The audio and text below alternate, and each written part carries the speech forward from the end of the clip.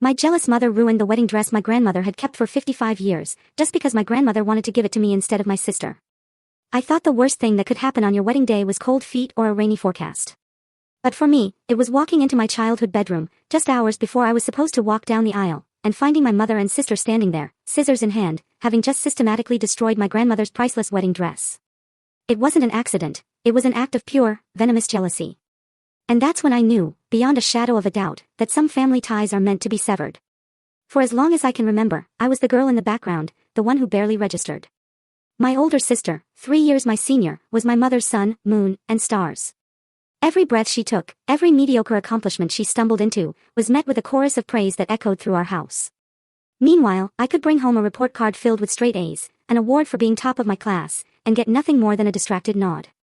I still remember being 12, clutching that award, beaming with pride, only for my mother to glance at it for 3 fleeting seconds before turning back to my sister, excitedly asking about a dress for some school dance. In that moment, a cold, hard truth settled in my chest. It wasn't about what I did. It was about who I was, or rather, who I wasn't. And it hurt in a way I couldn't explain, because I realized I could never be enough. My father vanished when I was 5. I have these hazy, fragmented memories of him, the comforting scent of his aftershave, the dizzying joy of being spun around our living room, the booming sound of his laughter when I'd spin some wild tale about my imaginary friend. But mostly, I remember the ending. The raw, guttural screams that tore through our small house, vibrating the very walls. My mother's endless, muffled sobs from behind a locked bathroom door, while my sister and I sat outside, terrified, tiny children knowing something terrible was unfolding but powerless to stop it. Then, the morning he left. He packed a single suitcase before dawn, kissing my forehead, whispering, "I'm sorry, Katie," as I lay there, eyes squeezed shut, pretending to be asleep. And just like that, he was gone. He didn't fight for me, didn't look back. Just disappeared into that abyss where fathers go when the weight of parenthood becomes too much. No cards, no calls, no support, just a gaping, absolute absence. My mother, she collapsed after that. Not physically, but emotionally. She wore her victimhood like a heavy cloak, an impenetrable armor, deciding that working, contributing, was beneath her. That her suffering entitled her to a life of passive expectation. And who was expected to provide? My grandmother. A quiet force of nature, she toiled as a bookkeeper for 40 years, meticulously saving every single penny. She owned the house we lived in, bought it decades ago as an investment, and out of some deep, unbreakable love and obligation to her daughter, she let us live there rent-free. Every month, like clockwork, a check for $2,000 arrived to cover groceries, utilities, everything. My grandmother paid for literally every single expense, electricity, water, internet, cable. And my mother? She'd just complain. About the house being too small, the neighborhood not good enough, how unfair her life was. For 23 years, she did nothing but consume, wearing her trauma like a badge of honor, a perpetual excuse for her inaction. My sister, meanwhile, floated through life. 10 years ago, she graduated with a fashion design degree from some impossibly expensive private art school, all paid for, down to her monthly inspiration allowance, by my grandmother. She's never worked a day in that field. Not one. She spent a decade waiting for the perfect opportunity, which, in reality, meant endless days scrolling through social media, supported entirely by my grandmother's hard-earned money. She'd dream up these elaborate fantasies of a boutique or a clothing line, sketching pretty designs in a notebook that would be abandoned within a week. And my mother? She just fed the delusion, telling my sister her talent was too precious for entry-level work, that she deserved to start at the very top. So my sister waited, and kept on waiting, living a life of utter inaction. I watched all of this unfold and knew, deep in my bones, that I wanted nothing to do with that kind of life. I took a completely different path. The summer before college, at 18, I started working as a server at a chain restaurant. It was brutal. 8-hour shifts on my feet, dealing with entitled customers who looked down their noses at me, carrying trays until my arms screamed. But that money, it was mine. It meant something. No one could hold it over my head, no one could use it as leverage. I went to a public university, studied business administration, took out minimal student loans, and worked 25 hours a week the entire time. While my sister slept until noon, I was up at 5, studying before my shifts. After graduation, I applied to 57 companies before finally landing a job as an administrative coordinator. $38,000 a year felt like an absolute fortune. It was enough. Enough for my own apartment, enough to feel independent, enough to finally build something that was undeniably mine, something that couldn't be snatched away by someone else's fickle mood or whim. The comparisons, the constant subtle digs, they never stopped. Not for a single day of my childhood, not through my young adulthood. Every family dinner, every holiday, Every casual visit to the house, it was the same broken record. My sister's talent, her creativity, how she just needed the right break to unleash her genius. My mother would wax poetic about my sister's artistic vision, while I sat there in my work clothes, bone-tired after a 10-hour day, completely invisible. When I got promoted to senior coordinator, a huge milestone for me, my mother's response was a flat, "That's nice." Then, immediately, she'd pivot to my sister's latest pipe dream for a vintage clothing line that, of course, would never materialize. I bought my first car, a practical, reliable sedan, with my own money, and she called it boring. But when my sister idly mused about a future car, my mother would spend an hour showing her luxury vehicles she could never afford. I eventually learned to stop sharing my accomplishments. The inevitable deflation, the hollow ache that followed, simply wasn't worth the brief, foolish hope that this time might be different. The only person who truly saw me, who treated my achievements as if they mattered, was my grandmother. Those weekly, sometimes twice weekly, visits to her house became my sanctuary, my therapy, proof that I wasn't crazy for feeling the constant sting of my mother's indifference. She'd make her special tea, the same blend for 30 years, served in delicate cups adorned with tiny painted flowers. We'd sit in her kitchen, surrounded by the yellow wallpaper my grandfather had hung decades ago, and she'd ask me real questions. About my work, my friends, my goals, what I was reading. And she'd listen. Truly listen, as if my answers were the most fascinating thing she'd heard all week. She'd tell me she was proud of me, that my independence and my work ethic meant more than any unused degree gathering dust. Sometimes, she'd slip me a $20 bill, telling me to treat myself. Those quiet afternoons with her were what kept me sane, grounded, through years of feeling like nothing more than background noise in my sister's never-ending story of untapped potential. Then, about a year and a half ago, something shifted. My company sent me to a professional development conference in Chicago. There, I met someone. Her name isn't important to this story, but she is. Because she saw me. Not the overlooked daughter, not the shadow sister, but Kate, a whole person, worth knowing. She was a civil engineer, and we started talking during a lunch break, bonding over the truly abysmal hotel coffee. She made some dry, sarcastic comment about how it tasted like burnt rubber and dirty water simultaneously, and I just laughed. A real, honest laugh that felt good and unfamiliar. We ended up spending the rest of the day together, exchanging numbers, and within a month, we were driving 2 hours every single weekend just to see each other. 6 months later, she got a job transfer to my city, and we moved in together almost immediately. It felt fast, yes, but also utterly inevitable, like it was always meant to be. We found this small apartment downtown, 3rd floor, creaky stairs, thin walls. We split the rent, cooked ridiculously terrible dinners, and laughed at stupid shows on TV. She'd come home from dusty construction sites, I'd come home with a tension headache from spreadsheets, and we'd just collapse onto our beat-up couch, talking about everything and nothing. For the first time, it felt like someone had chosen me first. Not as a backup, or an afterthought, or the less interesting alternative. She genuinely wanted to hear about my day, she cared when I was stressed, and she celebrated my small wins like they were monumental victories. After 27 years, I finally felt like someone's primary choice, and that feeling, it was intoxicating. One late March evening, we were on our second-hand couch, eating takeout Chinese straight from the containers. Neither of us had the energy for dishes after grueling weeks. We were half watching some crime show, just existing in that comfortable, quiet way you do with someone who feels like home. Then she got up, went to the bedroom, and came back holding a small, navy blue box. No grand gesture, no getting down on one knee, no elaborate speech. She just sat back down next to me, opened the box, and said, "I want to spend my life with you, and I'm tired of waiting to make it official. Will you marry me?" The ring was simple, understated, a silver band with a small, clear stone that caught the light from our one good lamp. It was perfect. It was us. Practical, meaningful, no unnecessary flash. I said yes before she even finished the question.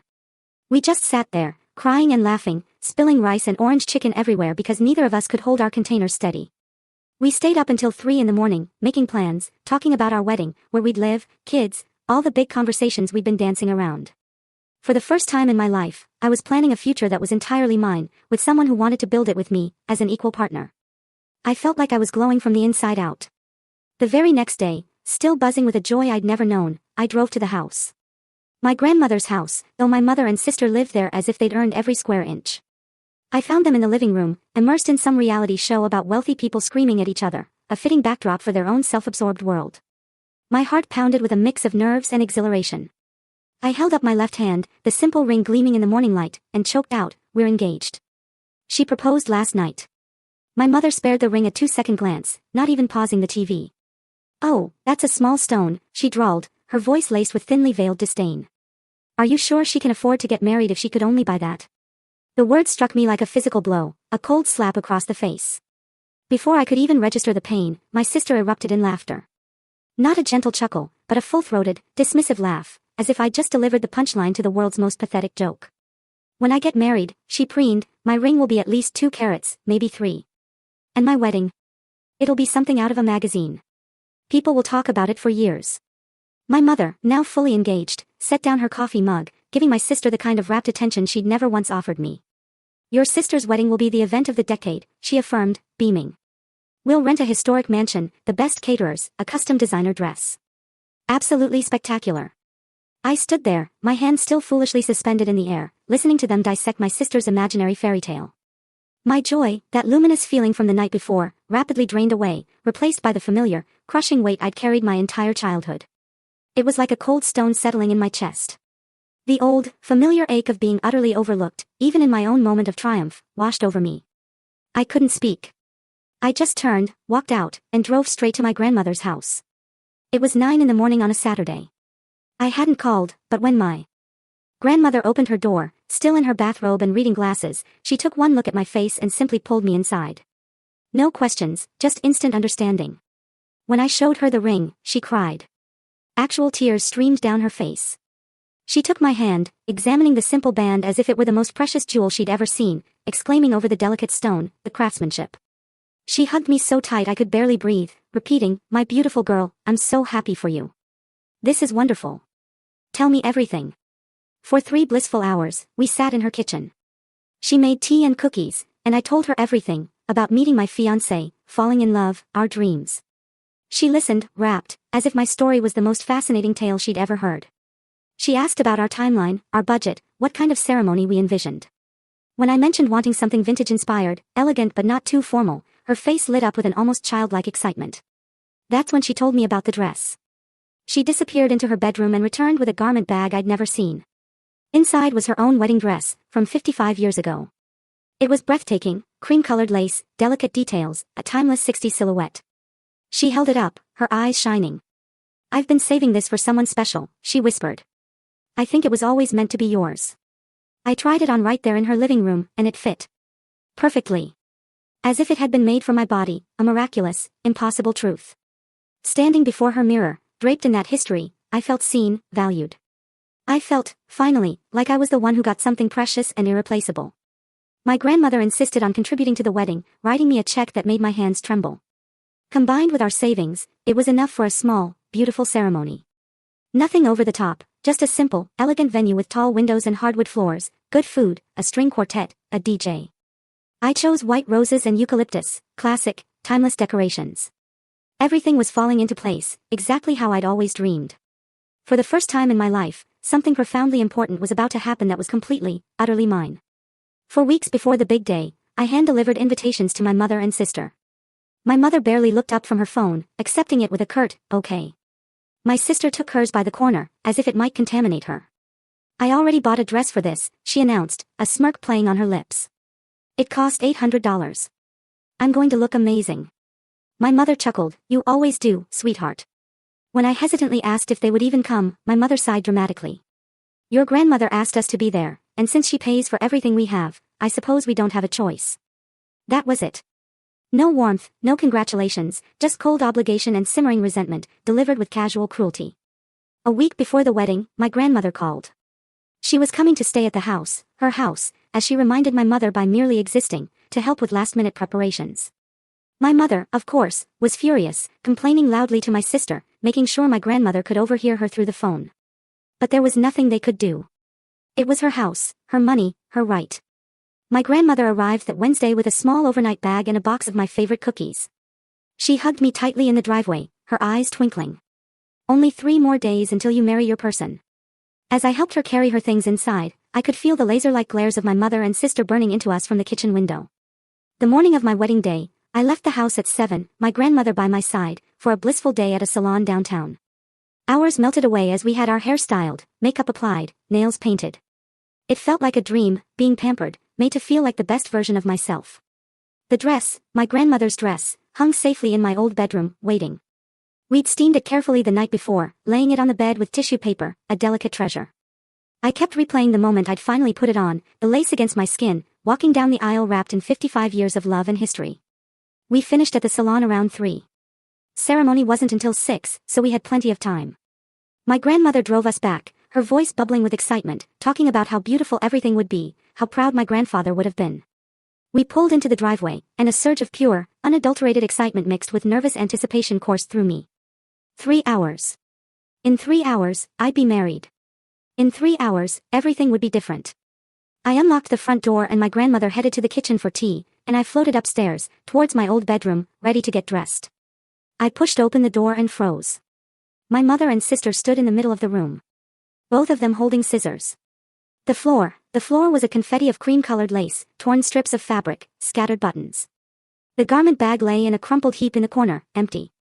They were laughing about something, their backs to me, completely oblivious to my presence. My brain just stopped.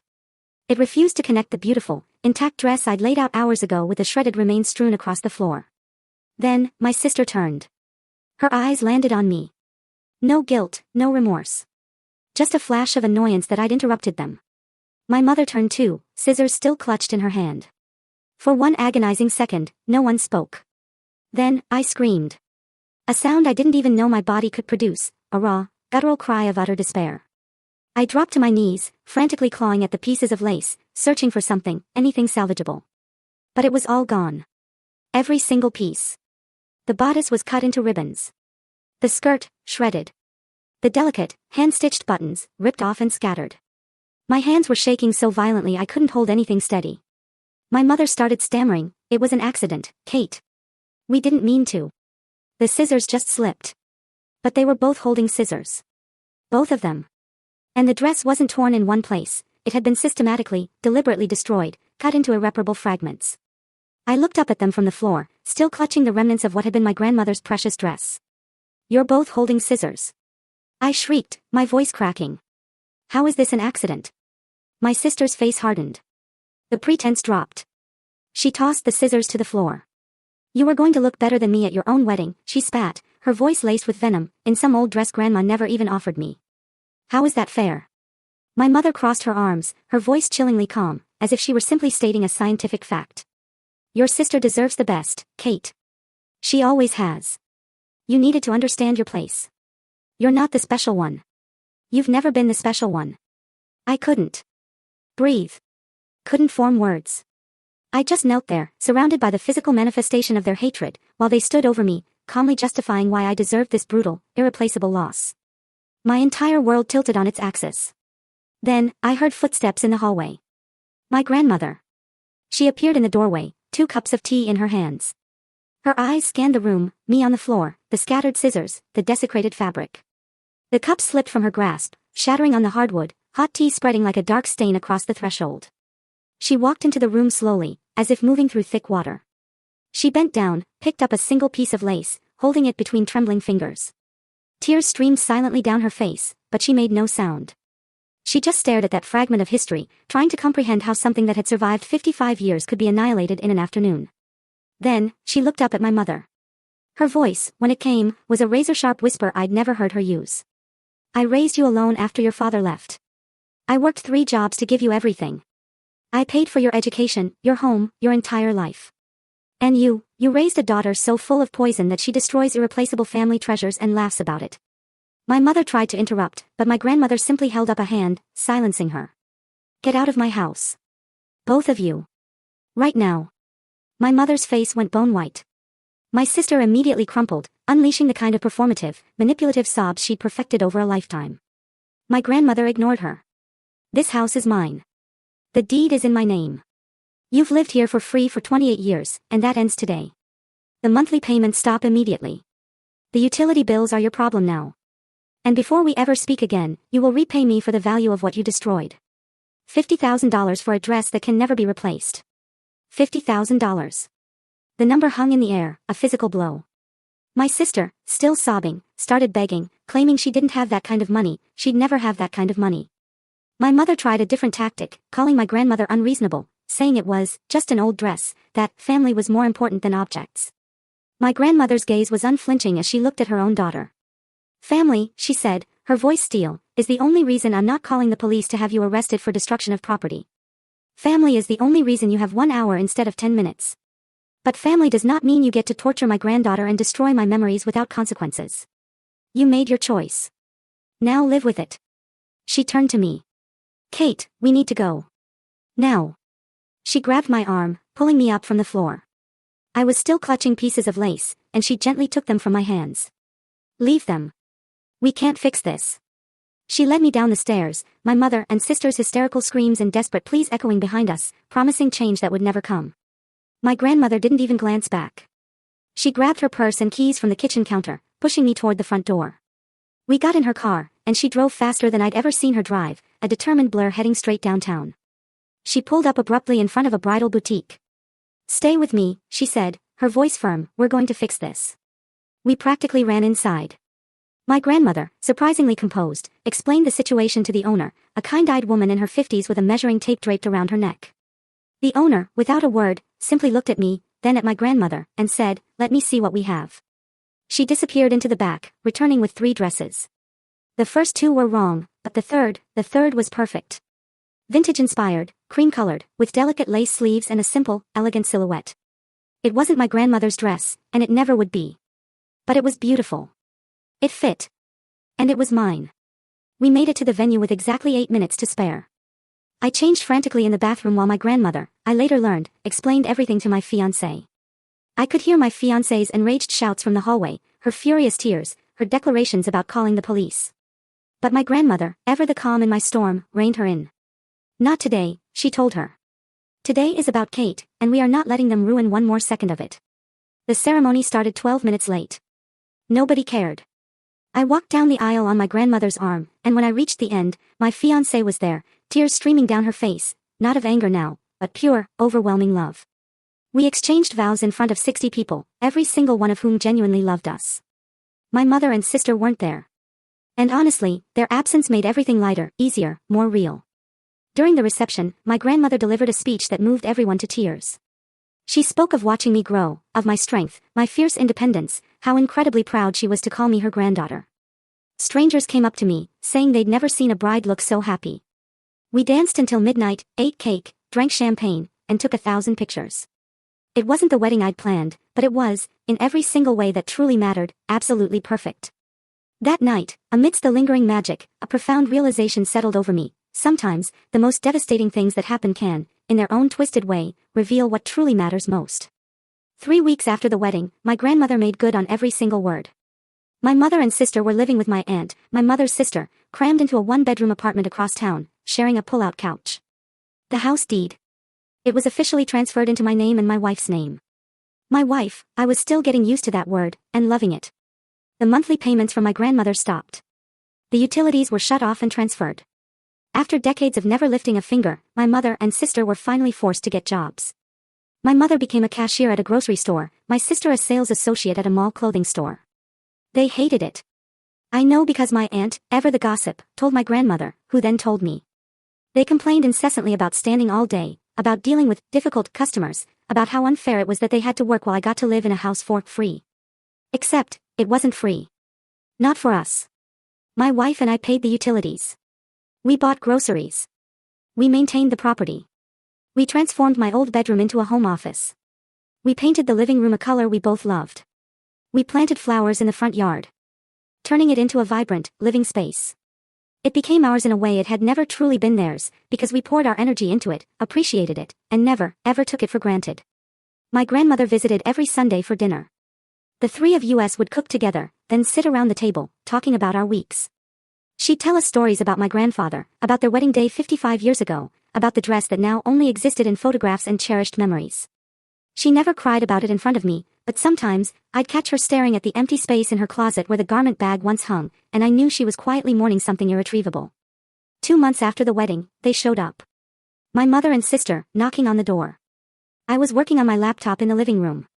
Through the window, I saw them on the porch. My mother looked utterly drained, grayer, her face hollow. My sister had gained weight, her expensive clothes replaced by cheap, ill-fitting basics. They were both already crying. I stood with my hand on the doorknob, debating whether to even open it. But a part of me, the part that still wanted answers, compelled me. I opened it, but didn't invite them inside. My mother immediately launched into a torrent of apologies, saying they'd made a terrible mistake, that they wanted to come home. My sister, her tears flowing freely, blubbered about learning her lesson, how awful working was, how she now understood the harsh realities of life. My mother chimed in, claiming they'd been punished enough, that 2 months of suffering was sufficient, that family forgives family. She actually had the audacity to say I was living in her house, not her house, my house, and that I owed it to her to let them back in. My sister promised she'd be nicer, that we could start over, even offering to help plan a vow renewal, to make up for ruining my wedding. I stood there, listening to their pleas, but all I could see was my bedroom floor covered in shredded lace. All I could hear was my sister's sneering voice saying I wasn't supposed to look better than her. All I could feel was my mother's cold explanation of my place in the family. I remembered my grandmother, trembling, holding that scrap of fabric.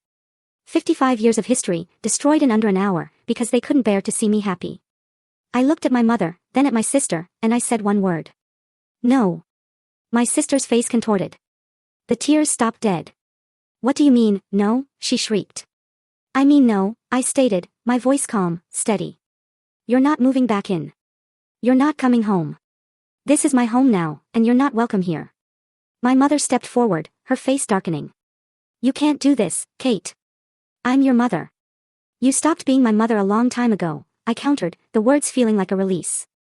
You just didn't notice because I was still playing the role of the daughter who didn't matter. My sister began screaming, calling me selfish, cruel, accusing me of destroying the family. You destroyed Grandma's wedding dress, I shot back. You destroyed my wedding day. You destroyed any chance we had at a relationship. That's on you, not me. My mother tried one last, desperate attempt. If you do this, we'll have nothing. We'll lose everything. Good, I said, the word tasting like bittersweet freedom. Maybe you'll finally understand what it feels like to not be handed everything without working for it. Then, I stepped back inside and closed the door. I locked it. They pounded on it, yelling, crying, threatening from the other side, but I didn't open it. I walked away from the door, sat on my couch, and called my grandmother. I told her what happened. Her response. I'm proud of you. That was all I needed to hear. They never came back after that. My aunt confirmed they were still stuck in their retail jobs, still in that cramped apartment, still complaining about their unfair lives. My grandmother never reinstated their payments, never paid their bills again, never offered them the house back. The $50,000 debt remained, unpaid and unforgiven, a permanent storm cloud over their heads. My aunt would sometimes call my grandmother, begging her to reconsider, claiming they'd suffered enough, they'd learned their lesson. My grandmother would listen politely, then calmly state, they destroyed something priceless because they couldn't stand to see Kate happy. Until they understand why that's unforgivable, nothing changes. My wife and I settled into our life in the house, building our sanctuary. We adopted a scruffy dog with one ear up, one ear flopped. We hosted our first Thanksgiving dinner, my grandmother bringing her legendary sweet potato casserole. We converted the spare bedroom into a nursery, not because we were pregnant yet, but because we wanted to be ready.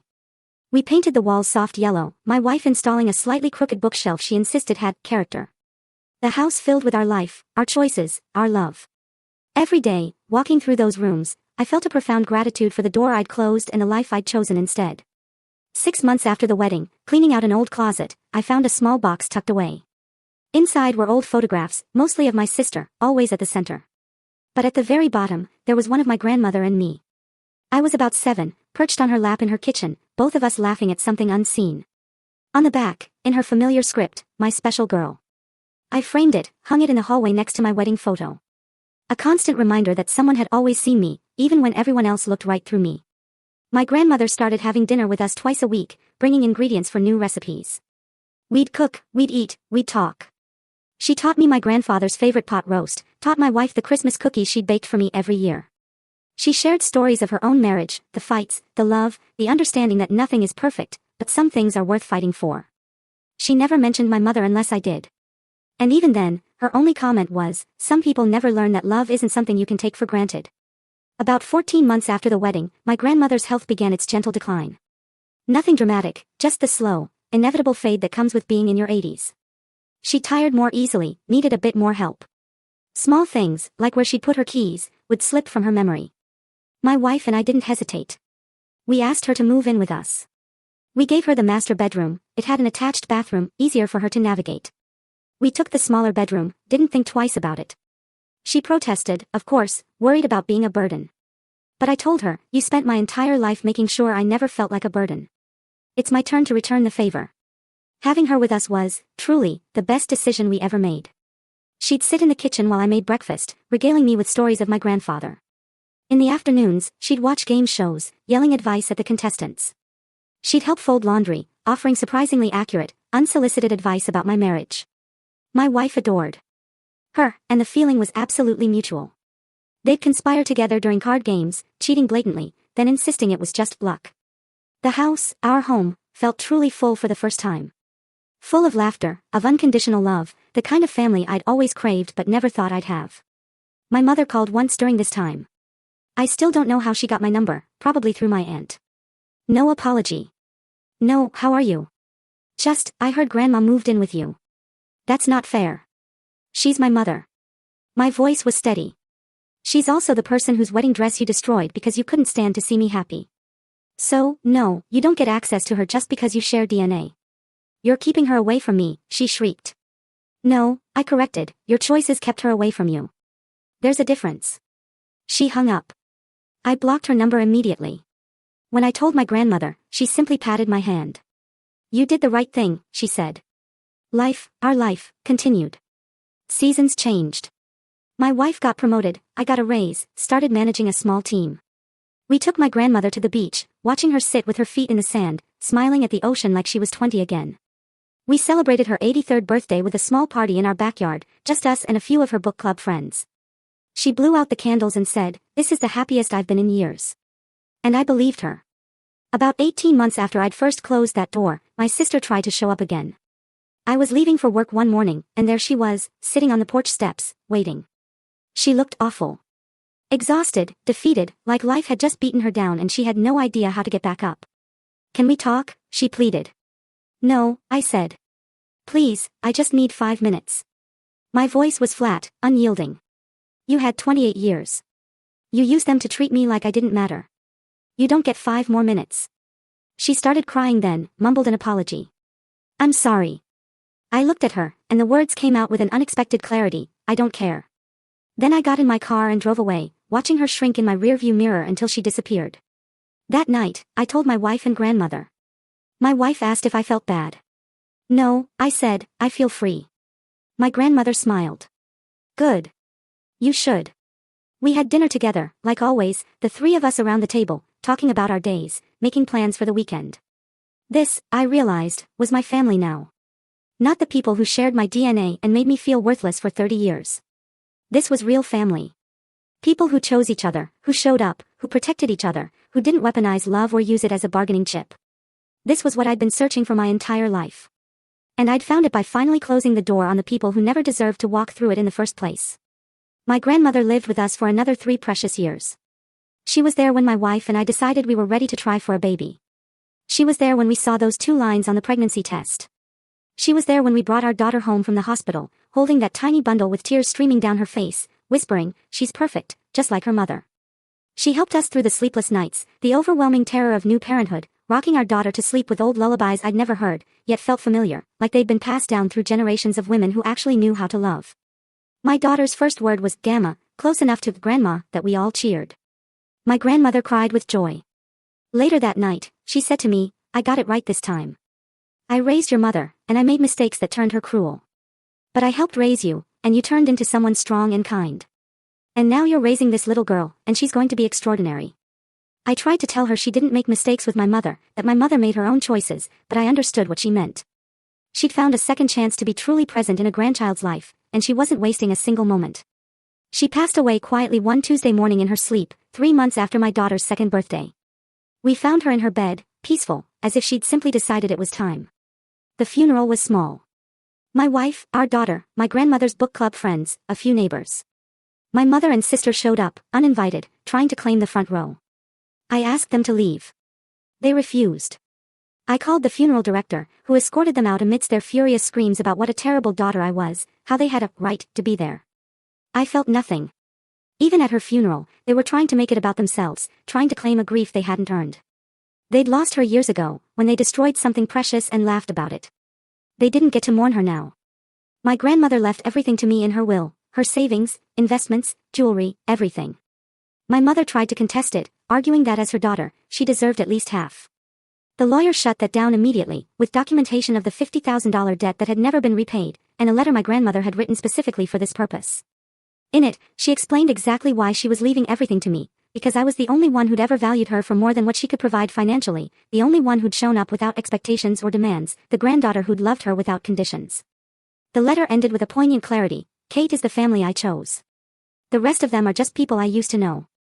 My mother and sister disappeared after that.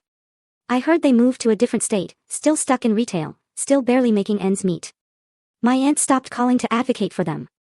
I think even she finally understood that some bridges burn for good reasons and should never be rebuilt.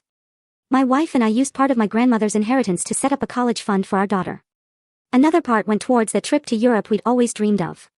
The rest was invested, securing a future where we'd never have to worry about money the way my mother and sister were now, working jobs they hated just to survive. Our daughter is 7 now. She's smart, funny, and occasionally a little too honest in ways that make me laugh and cringe all at once. She doesn't know my mother or sister. Never met them. When she asks about family, I tell her about her Gamma, the woman who taught me what real love looks like. I show her that framed picture of my grandmother and me in the kitchen, both laughing, and I tell her, that's what family is supposed to feel like. I tell her about the wedding dress that was destroyed, and the wedding that happened anyway, and how sometimes the worst moments lead to the very best decisions. She once asked, at 6, why she didn't have any aunts or uncles or other grandparents. I explained that families come in all sizes, and small ones can be just as full of love as big ones. Family isn't about who you're related to, I told her. It's about who shows up. Who stays. Who protects you when you need protection. Some people are connected by blood, but not by love. And love is what truly matters. She thought about it, then nodded, satisfied. So, our family is small, but good. Exactly, I affirmed, watching her go back to coloring a picture of our dog. My wife and I still live in this house. We've made it entirely ours now, new furniture, fresh paint, a renovated kitchen, a backyard playground for our daughter. Sometimes, I walk through these rooms and think about how different my life could have been. If I'd opened that door when my mother and sister came begging. If I'd let guilt override self-preservation. If I'd chosen to keep toxic people in my life just because we shared DNA. But I didn't. I chose myself. I chose peace. I chose the family I built instead of the one I was born into. And every single day, I know, with absolute certainty, that I made the right choice. The house that once symbolized everything wrong with my childhood now represents everything right with my life. My daughter runs through hallways where I once felt invisible. My wife cooks in a kitchen where my mother once ignored me. We have family dinners in a dining room where I used to sit in silence, overshadowed by my sister. But those old ghosts, they don't haunt this place anymore. We've filled it with new memories, better memories, the kind that don't leave scars. Sometimes, late at night, when everyone else is asleep, I still think about my grandmother's wedding dress.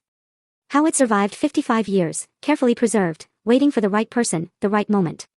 And how it was utterly destroyed in less than an hour by people who couldn't stand to see me happy. And I think about how that destruction, as devastating as it felt then, ultimately freed me. Freed me from decades of trying to earn love from people who were never going to give it. That dress was beautiful, and losing it broke my heart. But losing it also, in a profound way I didn't understand until years later, saved my life. I have one picture from my wedding day. My wife and I, arms around each other, laughing at something just out of frame. I'm wearing that borrowed dress, the one from the boutique, the one that saved the day, but wasn't my grandmother's. But when I look at that picture, I don't see what I lost. I see what I gained, a partner who loves me unconditionally, a family built on respect and genuine affection, a life that belongs entirely to me. That picture sits on our mantle, right next to the framed photo of my grandmother and me in her kitchen. Two moments, decades apart, both representing the same powerful truth: being seen, being valued, being loved for exactly who I am. My mother and sister made their choices. They chose jealousy over joy, cruelty over kindness, destruction over celebration. They chose to hurt me because they couldn't handle me being happy. And I chose to walk away from them permanently, to close the door and lock it, and never look back. Some people might call that cold, unforgiving. Some might say family deserves second chances. But those people weren't there when I knelt on my bedroom floor, surrounded by pieces of irreplaceable lace, while my mother calmly explained my place in the family hierarchy. They didn't hear the laughter that followed that destruction. Those people don't get to tell me what forgiveness should look like. I did forgive them, in a way. I stopped letting their actions control my emotional state.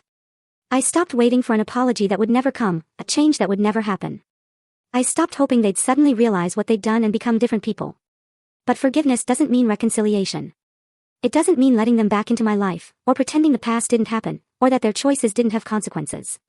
Forgiveness, for me, meant accepting them for who they are, and choosing to build my life without them in it.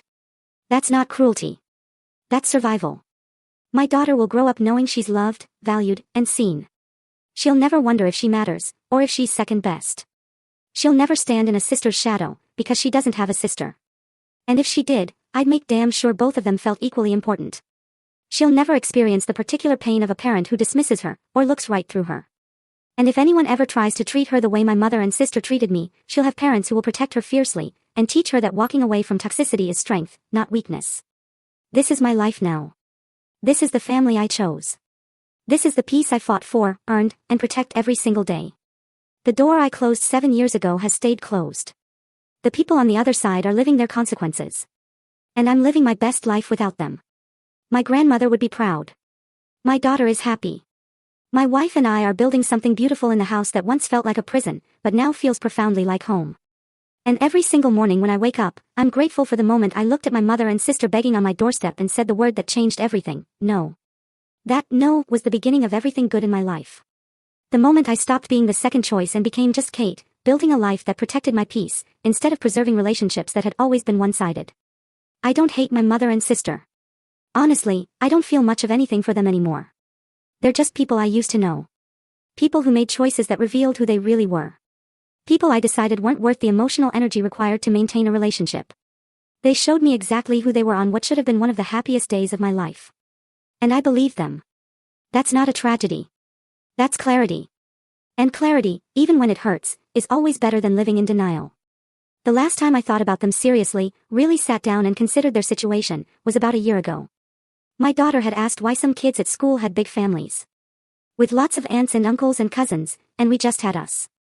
I explained that families come in all sizes, and small ones can be just as full of love as big ones. She accepted that easily, the way kids do.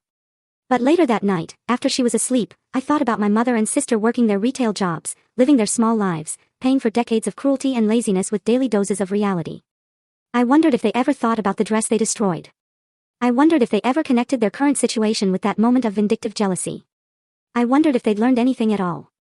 Then I realized I didn't actually care about the answers to those questions. And I went to bed.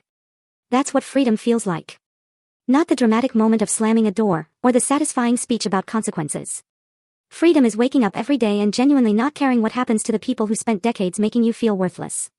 Freedom is building a life so full and good that you forget to think about them for weeks at a time. Freedom is looking at your daughter, playing in the backyard, and realizing she'll never know the particular kind of pain you grew up with because you broke the cycle before it could ever reach her. That's victory. That's the revenge that actually matters. Not their suffering, but your joy. Not their punishment, but your peace. My grandmother knew that. In her final years living in our house, she never once mentioned my mother, except to say she'd made her choices and now had to live with them. She focused entirely on the family in front of her, me, my wife, our daughter. She invested her time, her love, her energy in relationships that gave back, that nourished her, that made her last years joyful instead of burdened by obligation to people who'd never appreciated her. She taught me, through example, that you don't owe anyone your life just because they're related to you. You owe yourself peace, happiness, and the courage to walk away from anything that threatens those things. I carry that lesson with me every single day. When I'm at work, dealing with difficult colleagues. When I'm parenting through tough moments with my daughter. When I'm navigating the normal conflicts and frustrations of marriage, and life, and bills, and stress. I remember that I have the right to protect my peace. I have the right to set boundaries. I have the right to say no to people, situations, and relationships that take more than they give. That lesson, learned through the painful experience of cutting off my mother and sister, has made me stronger in every area of my life. The worst thing that ever happened to me became the foundation for the best decisions I ever made. So, no, I don't regret closing the door. I don't regret refusing to open it when they came back begging. I don't regret building a life that doesn't include them. They had 28 years to treat me like I mattered, and they chose not to. They had one afternoon to not destroy something irreplaceable out of jealousy, and they couldn't manage it. They had multiple opportunities to genuinely apologize and change. And they spent those opportunities manipulating and making excuses instead. They showed me who they were, repeatedly, consistently, without ambiguity. And I finally believed them, and acted accordingly. This is what winning looks like. Not money, or status, or revenge, but peace. A quiet house filled with people who love each other, A daughter who feels valued. A marriage built on respect and genuine partnership. A life free from toxicity and game-playing and constant comparisons. This is the life I chose when I closed that door. And I choose it again, every single time. My mother and sister got what they deserved, each other, a cramped apartment, jobs they hate, and the knowledge that they destroyed their own family through their own actions. I got what I deserved, too, a real family, a beautiful home, and the freedom to live without their poison. In the end, everyone got exactly what they earned. And every single day, I wake up in my house, kiss my wife, hug my daughter, and feel grateful for the strength it took to say no to the people who never deserved my yes. That's my story. That's my truth. That's the life I built from the ashes of a destroyed wedding dress and a childhood spent overlooked. And I wouldn't change a single thing about it, because every painful moment led me exactly where I needed to be. Free, loved, and finally visible to the people who actually matter.